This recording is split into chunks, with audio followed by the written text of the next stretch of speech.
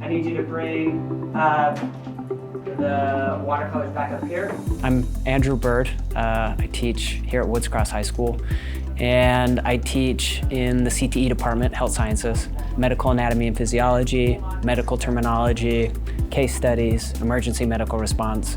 I'm the swim coach, so I also teach the swim conditioning class. And I work still in healthcare on the side, in radiology. I have 2 kids. My wife's working on her master's degree right now, and I enjoy being busy. It helps me be productive and not procrastinate things and stay on top of things. And it's pretty easy to be that busy when you have good students, when you're doing something you really enjoy doing. It's a lot of fun. I went to Roy High School, but I've lived in Ogden pretty much my whole life. I've loved the Ogden area. I always knew I'd go to Weber State. I decided when I started in college, I basically used an entire presidential scholarship on going into business. And what I found for me personally was business in me brought out parts of my personality that I just didn't love. My stepmom, who was a nurse, and then also became a teacher, she said, you ought to try healthcare.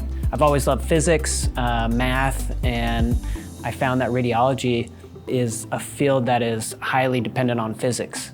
I worked full-time for 3 or 4 years in healthcare, switched to teaching, and then once I switched into teaching, I've maintained a job on the weekends in order to keep my radiology license and to stay current with medical practices, to know what's actually going on in healthcare, and to be able to share that with my students. One of the best things is coming to class, talking about the digestive system and saying, actually, I had a patient this weekend who was dealing with a volvulus. And then we talk about what kind of disease or pathology that is. And we discuss real life things that have happened, that weekend in class.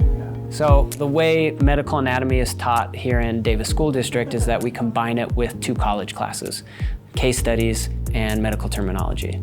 And the anatomy part deals with all the structures of the human body. And so visualizing certain parts of the human body can be difficult. And so I have them draw stuff.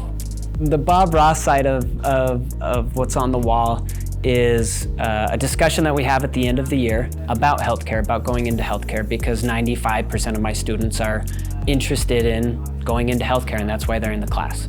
And we talk about the mental burnout that can come from working in healthcare. We talk about methods of coping. And here's one example of something you could do. You could paint with Bob Ross, maybe try and get some of his vibes to help you calm down. So the best of the watercolor Bob Ross paintings, because it's real hard to do Bob Ross paintings in watercolor, but the best of them, they end up on the wall. I mean, we do some fun stuff in class. The way that I found personally worked to really manage the classroom is just to develop a good relationship with every kid. Pay attention to what sports teams they're on or whatever it is that they're doing that they love. Get to know those things and ask them about it and talk to them about it. We bring in cow eyeballs and cut them apart, or we have a day where we teach kids how to suture, how to do stitches, but it's suturing, and they're just having fun. And I get to just walk around and watch them do it. Swimming is hard because it's a very, very individual sport. You dive into the pool, and once you're in the water, you can't hear anybody. You can barely see anybody else. It's all about you and beating yourself, your previous version of yourself.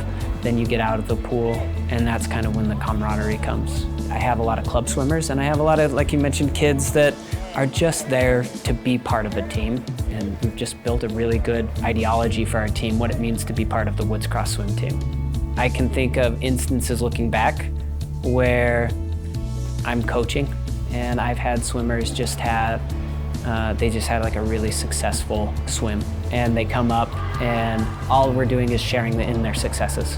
What a cool thing to be able to do. I had 2 students, former students today, and I don't know why they were in the school, but they came back. One of them came back because they heard I won an award, and so they wanted to come and say congratulations and thank you. And another student saying, hey, I'm going into the nursing field. I'm about to apply. That's why I teach. You don't You don't usually get to see those thank yous. I don't know if teachers see it more than most people, but it's pretty cool to help change people's lives and be a part of that. Teaching's hard. It's a skill, and it's something that I certainly wasn't good at my first or second or even third. It got better, and I hope to continue to get better. And one of the big things that I felt has been part of my ideology as a teacher is teaching students to have a healthy relationship with failure. We all fail, students fail. You know, you fail a math quiz, so you say, I'm bad at math. You've just defined yourself. Then you have this fixed mindset. Studies show that kids that have a growth mindset, that truly believe that intelligence is something that can be gathered, that they can accrue throughout their life, they truly experience success. That's what they're going to find in their lifetime, because they believe that from wherever they're at, they can get better.